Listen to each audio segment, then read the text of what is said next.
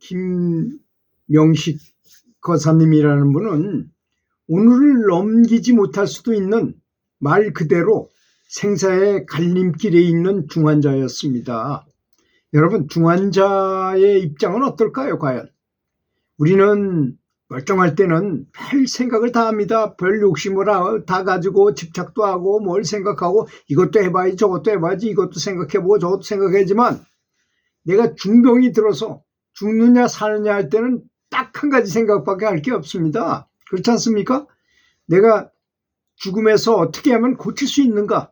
이거 생각하지 뭐 돈 생각하고 이럴 새가 어디 있어요. 지금 숨을 잘 못 쉬겠는데 그럴 거 아니겠습니까?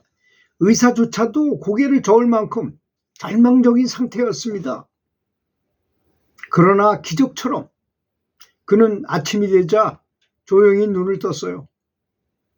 그것은 단순한 깨어남이 아니었습니다. 죽음에서 돌아온 사람만이 느낄 수 있는 전율 같은 순간이었어요. 난 어제 너무 아팠기 때문에, 그리고 의사도 이제 가망이 없다 그래가지고 오늘 아침에 눈을 못 뜰 줄 알았는데 눈을 떴습니다. 정말 그때 그 느끼는 전율 같은 감동이 온 것입니다. 전날 밤에 그는 이미 내가 죽을 것이다 라고 생각하고 의사도 말했고 모든 것을 내려놓고 있었던 것이었습니다. 여러분, 그때 한번 우리가 그때의 순간을 한번 떠올리면 어떨까요? 숨이 끊어질 듯 흔들리는 그 순간에도 그는 오직 할 거라고는 남이 앞을 탑을 밖에 없어요. 거기에 매달리는 방법밖에 없다는 것. 그때 이제 연불이라는 게 얼마나 소중한지를 이 양반은 깨닫게 됐습니다. 그렇잖아요.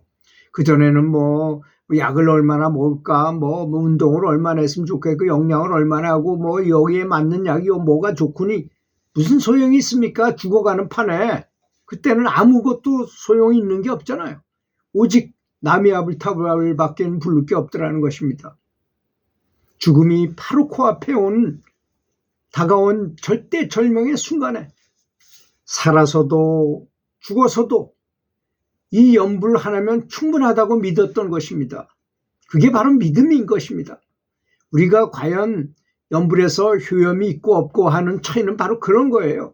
계속 20년 동안 꾸준하게 연불해왔다 하더라도 그런 심정으로 하지 않았습니다. 죽을 때 그 사람의 어제 죽을 줄 알고 있었는데 내가 기적적으로 오늘 눈에 떴어. 그때 하는 연불. 그는 마지막 힘을 쥐짜듯 연불을 이어갔습니다. 그런데 아침에 눈을 뜨고 살아있었던 것입니다. 그 사실 하나만, 내가 눈을 뜨고 살아있다, 숨을 쉬고 살아있다는 것 하나만 해도 온 몸과 마음이 무너져 내렸어요. 감사와 경애. 야, 내가 살았구나. 야, 참 신기하구나. 연불을 했더니 내가 살아있구나. 경외심. 그리고 설명할 수 없는 살아있음에 대한 감동이 폭발하듯 밀려온 것입니다. 우리는 이렇게 숨쉬고 잘 살아있음에도 불구하고 감사할 줄 몰라요. 살아있는 거 그냥 당연히 살아있는 것으로만 생각합니다. 하나, 이분처럼 마지막 힘을 쥐짜듯 연불을 이어가면서 살아있었다는 것. 아침에 눈을 떠주고 숨이 쉬어지고 살아있었다는 것입니다. 숨을 쉰다는 것, 눈으로 세상을 다시 볼 수 있었다는 것, 말을 다시 할 수 있다는 것, 그 당연했던, 우리가 살아가면서는 이건 너무나 당연하고 아주 쉬운 일이었잖아요. 그럼에도 불구하고 그 당연했던 모든 것이 이제는 눈물 없이는 받아들일 수 없는 기적이 되었던 것입니다. 왜냐하면 죽었다 살아났기 때문이죠. 그래서 저절로 마음에서 눈물이 나오고 저절로 감사가 나왔어요. 이렇게 숨쉬게 해주셔서 부처님 감사합니다. 그는 흐느끼면서 연불하면서 기도했어요. 그리고 멈출 수가 없었습니다. 너무나 감동이 밀려오고 환희심이 생겨서. 그리고 그렇게 감사함에 자비심에 눈을 뜨고 보니 이렇게 좋은 아내와 자식들이 와서 나를 간호해주고 이렇게 좋은 시설 좋은 병원에서 공부 많이 하는 의사 선생님들이 나를 살리려고 애써주니까 감사합니다 하는 감사가 저절로 나오는 거야. 나를 위해 가족들과 친구들이 또 우리 모임에서 기도해 주는 것, 친목 모임에서 나를 위해서 기도해 주는 것에 대해서 감사합니다가 저절로 나오더라는 것입니다. 그러면서 그의 감사는 점점 폭발하듯이 엄청나게 커지기 시작했어요. 세상에 감사하지 않은 것이 단 하나도 없었다는 것. 그 사실이 심장을 찢을 듯 밀려온 것입니다. 아주 강력하게 밀려왔어요. 너무나 감사하구나.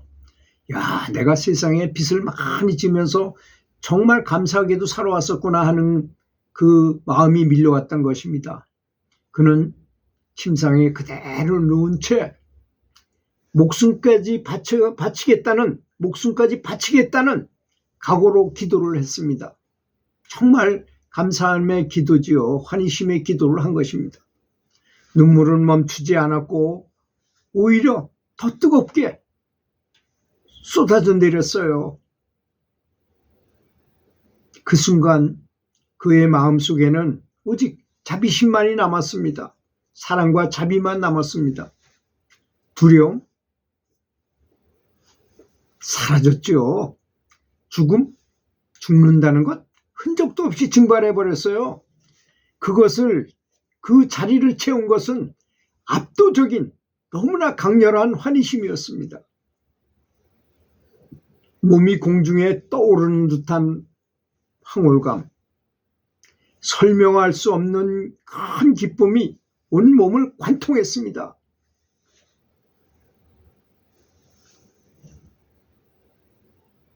병에 대한 걱정은 더 이상 나에게 접근할 조차 하지 못했던 것입니다. 그는 이미 다른 차원의 평안 속에 들어가 있었던 것입니다. 일종의 연불산매죠. 산매의 경지에 들어간 것입니다. 그리고 그렇게 계속되던 단 3일 만에 그를 짓누르던 모든 중병과 근심과 걱정과 두려움이 싹 사라져 버렸어요. 이걸 어떻게 의학적으로 설명합니까? 그럴 수가 없잖아요. 있을 수 없는 일 아닙니까? 죽어가는 사람이 3일 만에 완벽하게 너무나 생생하게 어린아이 피부같이 변하면서 이렇게 살아났으니 의학적으로 설명하기 어려운 회복이었습니다. 그러나 그는 그것을 감히 기적이라고 부를 수가 없었습니다. 너무나 큰 환희심이 자기를 관통했기 때문이죠. 오히려 고개를 깊이 숙였습니다. 이 병마저도 부처님께서 나에게 내리신 나를 깨우기 위한 자비였던 것입니다 하고 기도하게 됐습니다.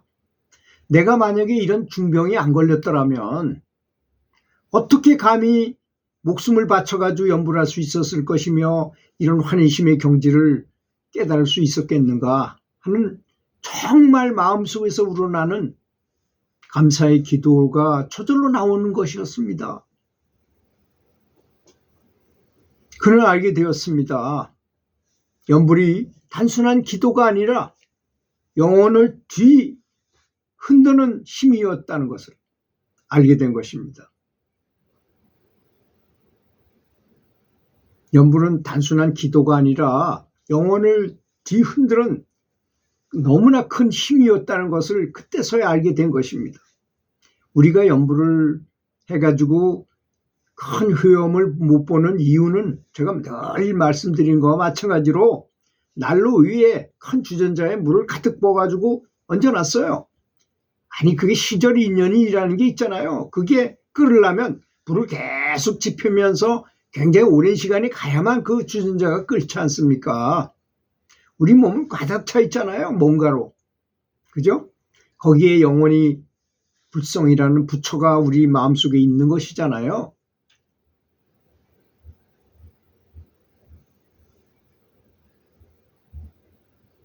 눈물을 흘리며 감사하는 감사연불이 마음을 바꾸고 몸 주체도 바꾸더라. 그렇게 중병이었는데 몸을 그냥 바로 새 것으로 다 갈아 끼운 듯 몸을 바꾸고 나의 삶 자체를 뒤집는다는 것을,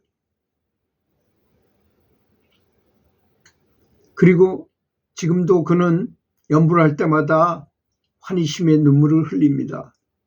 너무나 감동적인 눈물을 흘려요. 청화 선사님이 수건 2장을 걸어놓고 연불을 하셨다는 것과 마찬가지로 이 사람도 그런 경지를 깨우친 것입니다. 그리고 김교사는 말합니다. 세상의 모든 생명을 위해서 기도하십시오. 진심으로 정말 마음에 감동이 일어나도록, 죽었다 살아나는 사람이 감사인 것처럼, 이 김교사처럼 완전히 의사도 이제 오늘을 내기가 힘들어갔다 그랬는데 이상하게 새벽에 눈이 딱 떠지면서 숨도 쉬고 세상을 볼 수 있게 되고 한 것이었습니다. 그래서 너무나 감사해가지고 막 기도가 저절로 나온 거예요. 그때는 이제 뭐 기도해야겠다 말겠다 이런 게 아닙니다. 그랬더니 환희심이 자기 전신을 관통하면서 전혀 다른 사람이 되고 3일 만에 그 중병이 싹 고쳐지고, 항상 연불 아미타불 하기만 하면 눈물이 펑펑 쏟아지는 그런 환희심의 경지에 들어갔다는 것이잖아요. 그래서 이분이 그냥 평범한 말이죠. 세상의 모든 생명을 위해서 기도하십시오. 아마 이렇게 기도하는 사람이 다른 고기를 먹는다거나 다른 생물을 죽일 수 없을걸요. 절대로 죽일 수 없습니다. 이런 걸 깨우친 사람은, 자비가 충만한 사람은요, 절대로 다른 사람의 피해를 주지 않아요. 말 한마디를 해도 다른 사람의 상처받는 말을, 어떻게 실수로 말을 하면 바로 전화를 걸거나 찾아가서 미안합니다. 내가 잘못했습니다. 잘못 말했습니다. 저는 아주 사과를 많이 해요. 어떻게다 조금 제가 이제 세탁소에 옷을 갖다 맡기러 갔어요. 그런데 그러면서 이거 고치는데 얼마예요? 그냥 8,000원이래. 그 입던 옷인데 이거 옷값이 8,000원 되겠어요? 하면서 갔는데 그게 못내 미안하더라고요. 그래서 이발을 한 다음에 그 세탁소에 다시 가서, 이발소 옆에 있던 세탁소인데 다시 들어가서 아주머니 아까 제가 말을 너무 심하게 했죠? 미안합니다 했더니 아주머니가 아주 너무 반가워하는 거야. 그러니 그렇게 말해주니까 자기도 약간 기분이 나빴었는가 봐요. 근데 그걸 사과하니까 그렇게 기뻐하더라고요.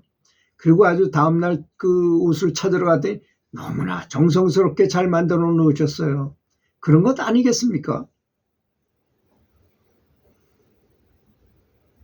그래서 세상의 모든 생명을 위해서 기도하면 내가 더 좋아지는 것입니다. 들어주고 말로 받는다 그랬죠. 항상 남을 위해서 기도하면 내가 더 좋아져요.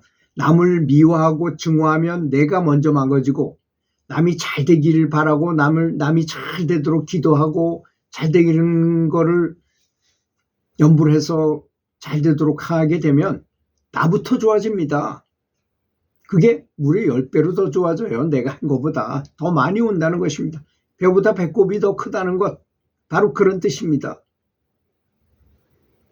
그렇게 남을 위해서 기도하면 당신 안에서 폭발적인 힘이 일어난다는 것입니다. 그 김거사는 확신했습니다. 자비심에서 터져나오는 그 에너지, 그보다 더 강력한 치료약은 세상에 없었다고 확신합니다. 참 이 예화를, 제가 읽어드린 이 예화를 이렇게 생각해 보면 우리가 연불할 때 왜 효염이 없었는지를 알게 됩니다. 첫 번째는 정말 죽을 것 같은 중환자 같은 환경에서 오직 그 사람은 뭘 원하나요? 내 몸이 정상으로 돌아가기만 바라요. 다른 거 하나도 바랄 수가 없잖아요. 그런 처지에 어떻게 뭐 돈을 더 벌겠다, 뭐 명예가 높아지겠다 이런 거 생각합니까? 오직 내가 정상으로 다시 회복하기만 바라고 기도할 것입니다. 그렇게 기도했다는 거 아니겠습니까? 그 분이.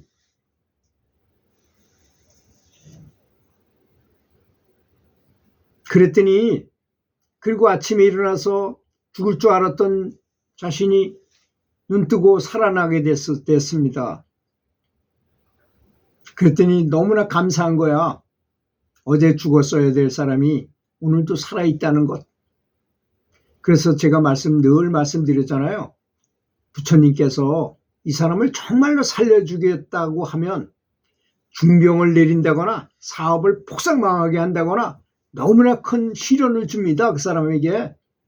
근데 그 사람이 정말 염불로 도전해가지고 그걸 이겨내면 해탈을 얻어요. 지금 이 사람은 해탈을 얻은 거 아닙니까? 해탈이라는 게 멀리 있는 게 아닙니다. 감정적으로 항상 기분 좋고 감정의 두려움과 공포심이 다 없어진 상태가 아니겠습니까? 그런 해탈의 경지를 얻을 수 있다는 것입니다. 우리는 해탈이 무엇인지도 모르고 구하지도 않으니까 그럴 뿐이죠. 그래서 숨을 쉰다는 것, 눈으로 세상을 다시 볼 수 있었다는 것, 우리가 말하는 거 쉬운 것 같지만 중환자 같으면 또 죽는 사람이 어떻게 말을 합니까? 그 당연했던 모든 것 때문에 눈물 없이는 받아들일 수 없는 기적이라는 걸 알게 되었다는 거 아닙니까? 이 김거사가 바로 이런 마음인 것입니다. 이런 마음으로 하지 않았기 때문입니다. 제가 늘 말씀드리지만 골프 치는 사람이 싱글을 하려면 10년 정도 쳐야 돼요. 그래도 될까 말까, 몇 년 해야 될까 말까예요. 그런데 어떤 사람은 골프가 너무 좋은 거야. 골프에 미쳤어요. 밤이고 새벽에 가서 몇 시간 치고 점심시간에 가서 얼른 밥 먹고 가서 또 연습하고 저녁 때 퇴근하자마자 가서 저녁 11시까지 손에서 피가 나도록 단 6개월 만에 싱글이 되는 사람도 있습니다. 바로 그런 정신, 바로 염분에 미치는 거. 불광불급이라는 말이 있어요. 미치지 않으면 도달할 수 없다는 말이 있습니다. 그런 정신, 지금 이 거사님이 깨우친 것처럼 죽은 줄 알았더니 살아났더니 숨쉬는 거 말하는 거 모든 것이 너무나 감사했다.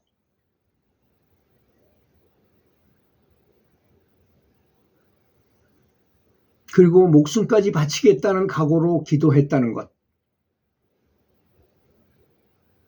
그랬더니 눈물이 멈추지 않았고 오히려 더 뜨겁게 쏟아졌다는 것입니다. 그리고 그렇게 한 순간에, 그런 순간에 알게 되는 것이 뭐냐? 마음속에 오직 자비만이 남는다는 것입니다. 자비심이 곧 우리 본성이라는 걸 알게 되는 것입니다. 그것이 바로 해탈의 경지인 것입니다. 우리는 누가 뭐라고 얘기하면 무의식 중에 뭐라 그러면 대응을 하려래요. 자꾸 이게 문제죠. 제가 작은 모임에 회장을 하면서 어떤 여행 계획을 세워서 카톡방에도 올렸더니 친구가 당장 전화 걸어서 야, 난 7시에 퇴근하자마자 7시 59분까지 어떻게 거기 가가지고 내가 하겠냐고 화를 막 내는 거예요. 그때 제가 웃으면서 그냥 그랬냐? 뭐 이렇게 받았으면 좋았는데 나도 같이 화를 냈어요. 그때는 되게 미안하더라고요. 그러면서 그 마음을 뺏긴 것입니다. 그렇게 되면 벌써 누가 뭐라 그랬을 때 전혀 감정이 없이 그냥 있는 그대로 차분하게 설명할 수 있는 마음의 상태가 필요해요. 그게 바로 해탈의 경지입니다. 다른 게 뭐가 있겠습니까? 멀리 갈 것도 없어요. 우리가 사람이 인간으로 태어나서 배우고 가는 건데 뭘 배우는 것입니까? 바로 이건 종교를 떠나서 대인관계를 통한 사랑과 자비를 배우고 가는 것입니다. 사랑을 얼마나 실천하고 얼마나 많이 깨우치고 가느냐 이것입니다. 뭐 아주 복잡한 것 같아도 결론은 그것입니다. 누가 가르쳐줬냐고요? 임사체험자들이 가르쳐줬어요. 임사체험자들이 딱 죽으면 뭐 아주 너무 몸에서 빠져나가니까 너무나 자유스럽다는 것. 그리고 사랑이 넘친다는 것.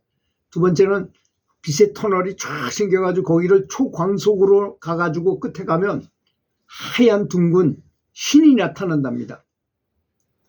우리 같은 불교 믿는 사람은 불성이라고 말할 것이고 저쪽에서 말하는 사람은 하느님이 나타났다고 말할 것이고 이럴 것입니다. 그 빛이 물어본대요. 말로 물어보는 게 아니라 텔레파시로 이번 생에서 무엇을 실천하면서 사랑을 실천한 내세울 만한 게 뭐가 있느냐 물어본답니다. 그리고 인생을 다 하이라이트 중요한 부분을 탁 잘라서 이렇게 영화 중에 제일 재밌는 게 이렇게 편집해가 그 하이라이트만 다 편집해가지고 짧게 한 영화가 제일 재밌잖아요. 그렇게 보여준답니다. 단 몇 초 동안에 일생을 아주 완벽하게 재현해서 딱 보여준대요. 네가 살아온 인생이 이런 건데 이럴 때는 이렇게 나쁘게 했고 이렇게 때 이런 걸 받았고 네가 베푼 건 이런 거고 뭐 이런 걸 한답니다. 종합평가를 하는 거죠, 말하자면. 그리고 자기가 나쁜 말을 하거나 나쁜 짓을 했을 땐 내가 당한 상대방의 입장에서 당한 것처럼 느낀대요. 너무나 괴롭답니다, 그것이. 그리고 너는 죽을 때가 안 돼서 다시 돌아가라. 그래서 몸으로 탁 돌아온다는 것인데 몸으로 돌아오면 그렇게 불편하대요. 그렇잖아요. 우리는 불편 속에 사는 거잖아요, 사실. 부처님도 이 세상은 고해라고 말했어요. 근데 그 사람이 돌아와서는 너무나 착해 선한 마음으로 변한답니다. 절대 죄를 못 짓고 다른 사람이 잘 되도록 바라는 봉사활동을 많이 하는 삶을 살게 된다는 것입니다. 부디 연불을 하실 때 제가 누누이 말씀드린 이 마음으로 연불을 하시면 좋을 것 같습니다. 저와 함께 같이 연불합시다. 들어주셔서 감사합니다.